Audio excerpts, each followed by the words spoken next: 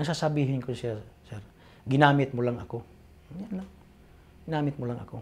Hindi ako matatakot, ma'am. Miski presidente siya, pareha naman tao. May karapatan naman ako nga magsalita, di ba? Basta sasabihin mo lang.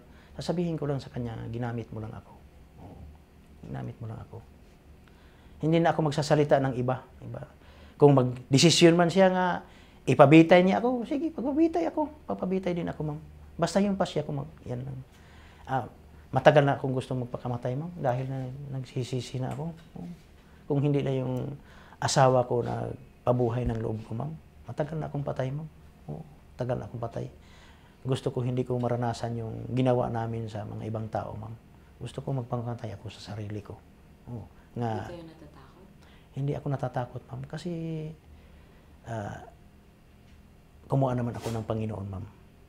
Babayaran ko yun kung anong pagkasala ko. Kung ano man itong hantungan ng ito nga pagpasya ko nga susurrender ako. Wala.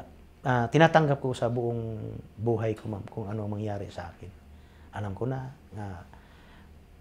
kung patayin nila ako, kung ano. Basta alam ko na, ma'am, yung buhay ko. Pero kung sa sarili ko lang, ibubulunter ko.